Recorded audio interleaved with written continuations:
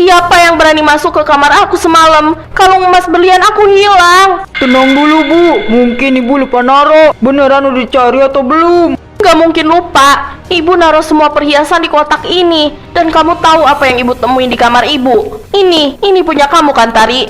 Nah, aku udah curiga sih. Soalnya semalam aku sempet lihat Tari mengendap-endap keluar dari arah kamar ibu. Astagfirullah, enggak Bu. Semalam aku sama sekali enggak masuk ke kamar ibu.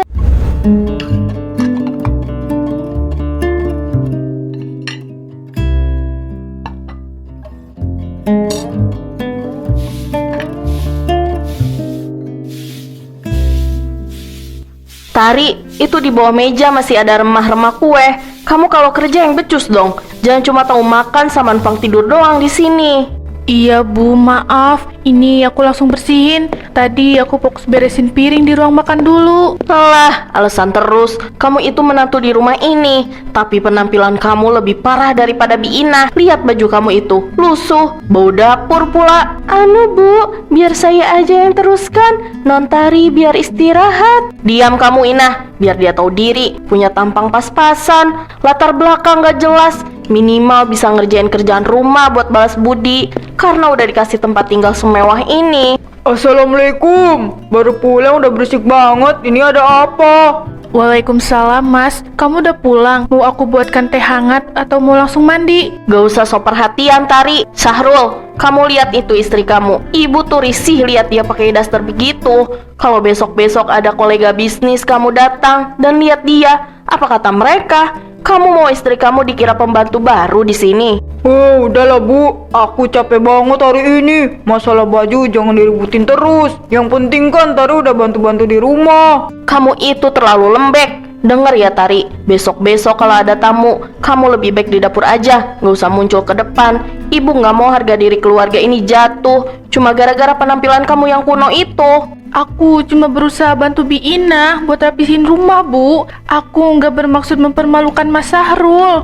Halah, udahlah, jangan drama. Besok pagi cuci semua gorden di lantai atas. Jangan ada yang terlewat sedikit pun. Ayo Syahrul, ibu mau bicara soal bisnis sama kamu. Biarkan dia selesaikan tugasnya. Aku naik dulu ya. Sabar ya Non.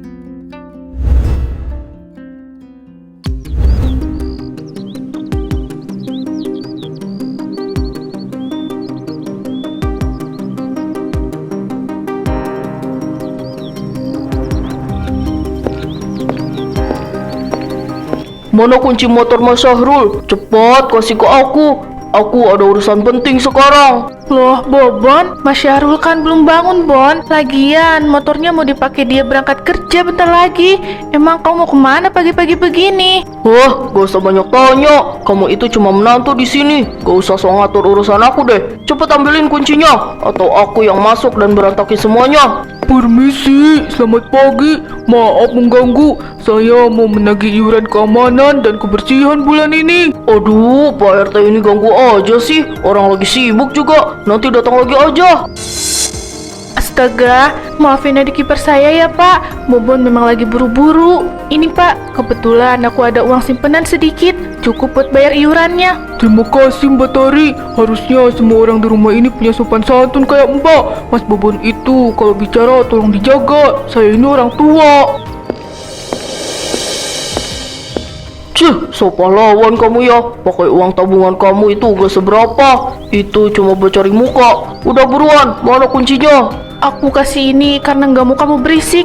Tapi tolong jangan lama-lama. Nanti Mas Syahrul marah kalau tahu motornya nggak ada. Kamu jangan ngadu ke Mas Syahrul. Kalau aku yang bawa motor ini, kalau sampai mulut kamu bocor, aku bakal bikin hidup kamu menderita. Kenapa kamu kasar banget sama aku, Bon? Aku ini kakak ipar kamu. Kakak ipar, kamu itu cuma orang desa yang beruntung bisa hidup mewah di rumah ini. Ya Tuhan, kuatkan aku.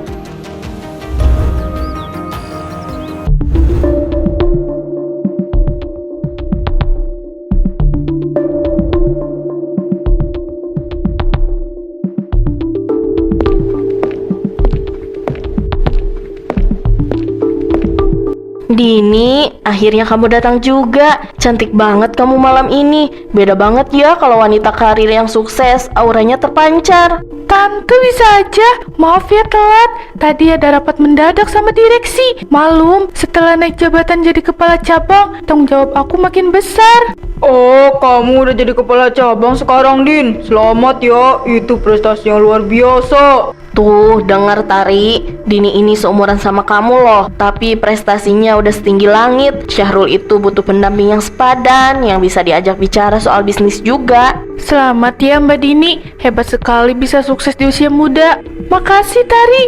Mas Syahrul, kamu inget gak dulu waktu kita masih pacaran, kita sering banget makan di tempat kayak gini sambil bahas masa depan. Ternyata selera kamu gak berubah ya, masih suka tempat mewah. Cuma ya pendampingnya aja yang berubah drastis seleranya. Udah, jangan dibahas masa lalu. Kita pesan makan sekarang aja ya, aku udah lapar. Kamu itu kenapa sih? Jangan malu-malu begitu sama Dini. Iya jangan canggung gitu dong. Kamu gak kangen apa sama obrolan kita kayak dulu? Mas, aku mau ke toilet sebentar. Permisi Bu, Mbak Dini. Sampai kapan aku gak dianggap kayak gini? Bahkan Mas Sarul pun gak sudi melihat mata aku saat aku dipermalukan kayak gini.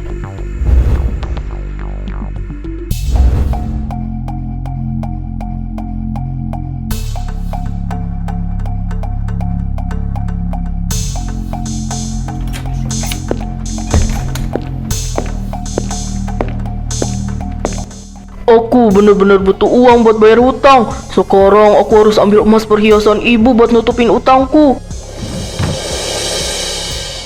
Nah, ini dia. Ini cukup buat bayar hutang judai bulan ini. Pasti mama gak bakal sadar kalau satu kalungnya hilang. Maaf ya ma, Bobon lagi kepepet banget nih. Gawat, mama udah mulai selesai mandi. Aku harus cepet-cepet keluar dari sini. Oh iya, aku baru inget. Aku kan punya sesuatu. Itu jepit rambut Tari. Sengaja aku ambil biar yang dituduh nyuri sama mama itu Tari, bukan aku. Selamat menikmati neraka baru kamu kakak ipar tersayang. Oh.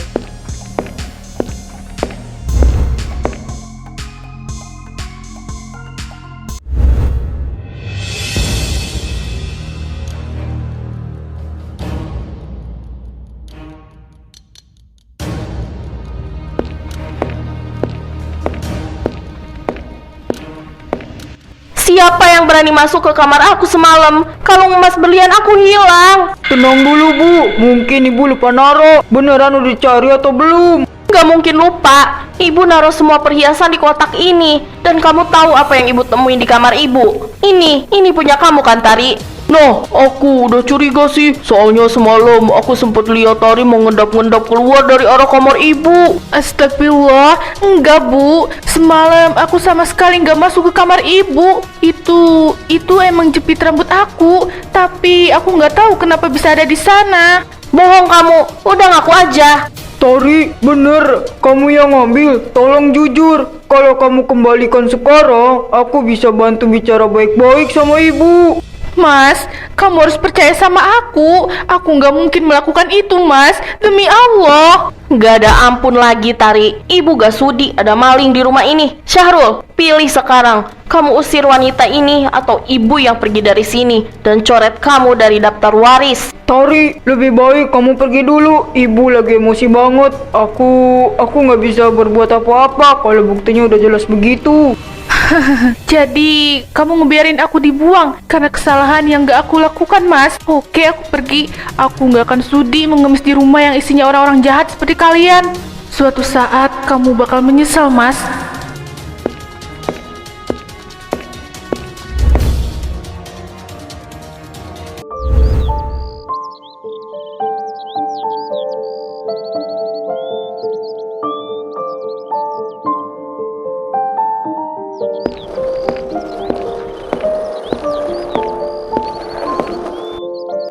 Surabaya, Aku bahkan gak tahu mau tinggal di mana di sana. Mas Syahrul, kamu tega ngebiarin aku pergi sebatang kara begini? Mbak, kamu nggak apa-apa.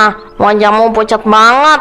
Ini minum dulu biar agak tenang. Makasih Bu, aku nggak apa-apa, cuma sedikit pusing karena kurang tidur. Jangan terlalu dipikirkan. Kalau ada masalah, hidup itu seperti roda, Mbak. Sekarang mungkin di bawah, tapi kalau kita mau jalan terus, pasti bakal sampai ke atas. Jangan nyerah ya, Mbak. Iya bener, menangis pun gak ada mengubah keadaan. Kalau begitu, Ibu duluan ya. Kamu hati-hati, jangan melamun terus. Makasih banyak ya Bu. Mereka udah buang aku seperti sampah. Jadi buat apa aku meratapi orang-orang yang gak menghargai aku? Aku akan buktiin ke kalian semua, Bu Eti, Bobon, bahkan kamu Mas Syahrul. Kalian akan lihat tari yang berbeda. Mulai detik ini, aku bukan lagi tari yang lemah, yang bisa kalian injak-injak. Kita lihat siapa yang akan bersujud minta maaf nantinya.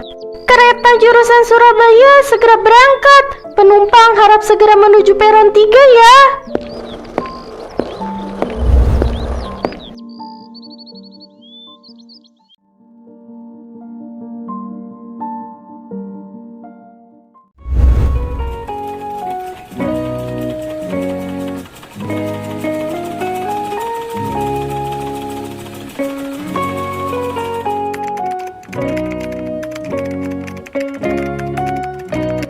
Ini garis lehernya tolong diperhalus lagi ya. Kita pakai teknik jahit sembunyi supaya kesan mewahnya makin identik.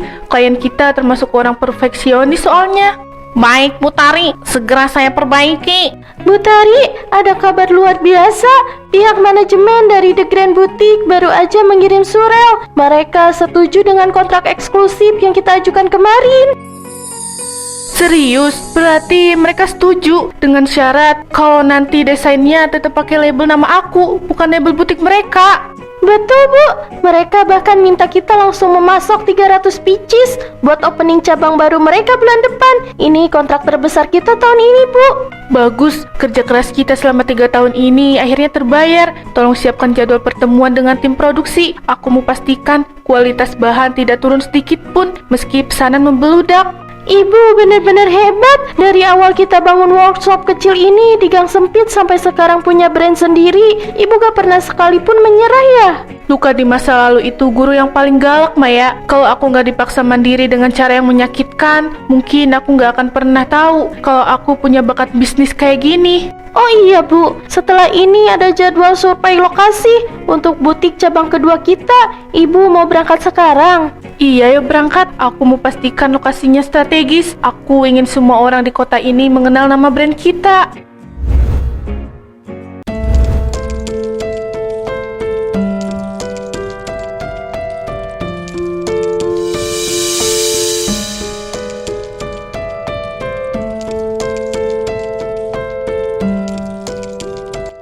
Kalian gak bisa begini. Ini rumah saya. Saya udah tinggal di sini puluhan tahun. Pergi kalian semua. Bocah ini Bu, anak Ibu Bobon udah meminjamkan sertifikat rumah ini buat utang judai dan penipuan investasi. Karena nggak dibayar-bayar, sekarang rumah ini jadi milik bank. Bu, udah Bu, percuma kita teriak-teriak. Bobon udah mengaku semuanya di kantor polisi. Apa maksud kamu? Bobon gak mungkin setega itu sama ibunya sendiri. Dia anak kesayangan ibu, Syahrul. Kesayangan ibu itu baru aja dipakein baju tahanan karena menggelapkan dana perusahaan aku juga. Kita bangkrut Bu, semua harta kita ludes karena dia. Ya Tuhan, kenapa jadi begini? Terus kita mau tinggal di mana sekarang? Ibu gak punya apa-apa lagi, Syahrul.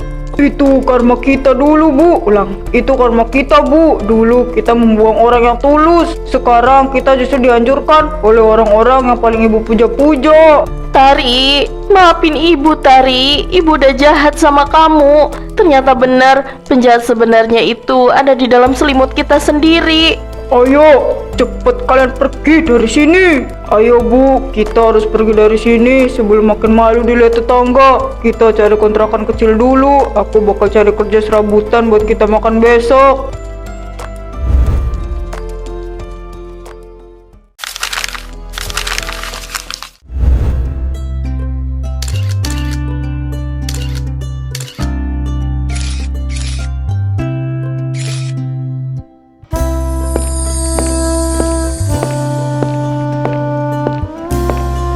Bu, lihat tuh. Itu Tari kan?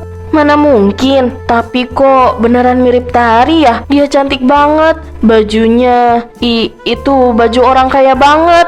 Dengan ini, butik cabang kedua kami resmi dibuka. Semoga karya kami bisa terus menginspirasi wanita-wanita mandiri di luar sana. Bu Tari, lihat ke sini sebentar Bu. Senyum sedikit untuk cover majalah besok. Dulu ibu suruh dia di dapur karena takut dibikin malu. Sekarang malah kita yang jadi sampah di sini. Aku pengen nyapa, tapi aku malu Bu. Aku kayak nggak pantas buat berdiri di deket dia lagi. Hebat ya Bu Tari itu. Kabarnya dia bangun bisnis dari nol setelah dihianati keluarganya sendiri. Sekarang dia jadi salah satu pengusaha tekstil tersukses. Ya Tuhan, hati aku sakit sekali mendengarnya. Dia sukses justru setelah kita buang. Ayo Bu, kita pergi sekarang sebelum dia lihat kita. Maya, tolong ikuti dua orang yang baru aja keluar itu. Pastikan kamu tahu di mana mereka tinggal sekarang. Jangan sampai mereka sadar kamu mengikutinya. Siap Bu.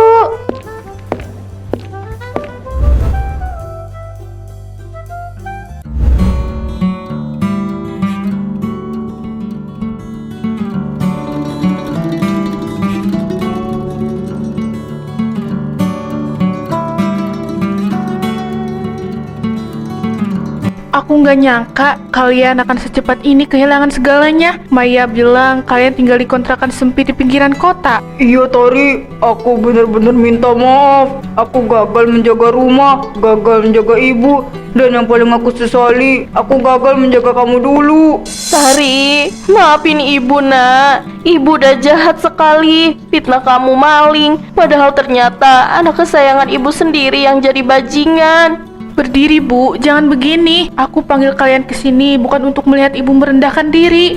Aku cuma mau kalian baca ini. Ini surat pengakuan Bobon dari penjara. Jadi dia benar-benar menuliskan semuanya. Iya, Bobon mengirim surat itu ke aku sebulan yang lalu. Dia mengaku kalau dia yang mengambil kalung ibu dan sengaja menjatuhkan jepit rambutku untuk memfitnah aku. Dia bilang dia terpaksa jujur karena dihantui rasa bersalah setelah melihat kalian jatuh miskin. Ya Allah Tari, ibu benar-benar berdosa. Ibu udah ngusir malaikat demi seorang iblis. Kamu mau laporkan kami ke polisi karena pencemaran nama baik pun ibu pasrah nak. Aku udah lama maafin kalian. Dendam cuma bakal bikin bisnisku nggak maju. Tapi satu hal yang perlu kalian tahu, luka yang kalian buat itu permanen. Tari, apa masih ada kesempatan buat aku? Aku rela kerja apa aja asal bisa menebus kesalahan aku sama kamu. Kita lihat aja nanti. Maya, tolong antar Bu Eti ke bawah dan panggil taksi. Kamu tetap di sini. Kita perlu bicara soal masa depan kamu di perusahaan aku. Tapi jangan harap ada perlakuan istimewa.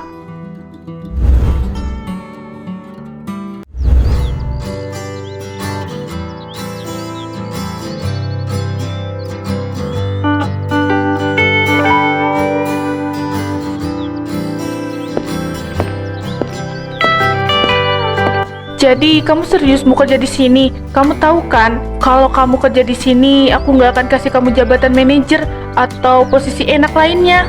Aku serius Tari, aku nggak butuh jabatan, aku cuma butuh kesempatan buat buktiin kalau aku bisa kerja keras dan nggak jadi pria penakut lagi. Aku mau mulai dari bawah, jadi apapun aku mau. Syaratku berat. Kamu harus mulai dari staf logistik. Tugas kamu angkut barang, cek stok di gudang, dan pastikan pengiriman tepat waktu. Kalau kamu ngerasa itu pekerjaan kasar, pintu keluar selalu terbuka. Aku terima, aku mau belajar punya prinsip kayak kamu. Makasih ya udah mau kasih aku kesempatan, padahal aku udah jahat banget. Bu Tari, maaf mengganggu. Di depan ada cewek yang maksa mau melamar kerja, tapi nggak bawa dokumen lengkap. Katanya dia kenal sama ibu dan Pak Syahrul. Siapa, Maya? Dini, kenapa penampilan kamu jadi berantakan begitu? Tari, aku dengar perusahaan ini lagi buka lowongan. Aku baru aja kena PHK karena bank tempatku kerja dulu bangkrut dan sekarang susah banget cari kerjaan baru. Wah, Mbak Dini, kemana jabatan kepala cabang yang dulu Mbak banggakan di depan aku itu? Maafin aku, Tari. Dulu aku cuma pamer karena ngerasa lebih hebat dari kamu. Maya, kasih dia formulir lamaran paling bawah biar dia ikut seleksi sama calon karyawan yang lain. Di sini nggak ada jalur orang dalam. Baik, Bu. Bener kata Tari, Din. Hidup itu soal kualitas diri, bukan cuma soal jabatan. Mas Syahrul, besok jam 7 pagi tepat kamu udah harus ada di gudang. Jangan sampai terlambat kalau nggak mau surat kontraknya aku robek. Siap, Bu Bos.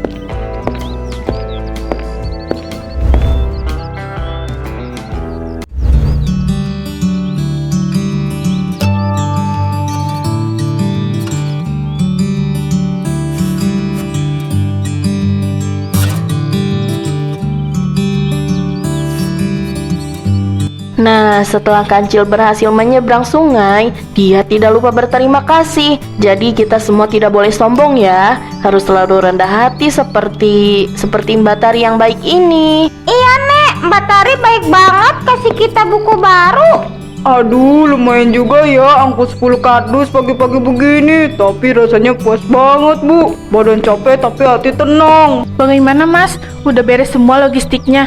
Jangan sampai ada paket sembako yang tertukar dengan paket lainnya ya. Beres, Bu Bos. Semuanya udah aku cek ulang sesuai daftar. Aku juga udah pastikan susu buat anak-anak balita ada di kardus paling atas supaya gampang diambil. Terima kasih ya, Nak. Kamu udah kasih Ibu kesempatan jadi berguna di sini. Ibu ngerasa tenang sekarang. Aku seneng kalau ibu udah menemukan ketenangan di sini. Aku juga belajar banyak, Tari. Ternyata jadi pria sejati itu bukan soal siapa yang paling kaya, tapi soal siapa yang paling bisa bertanggung jawab dan jujur pada diri sendiri. Ayo semuanya, kita foto bersama dulu sebelum acara makan siang dimulai.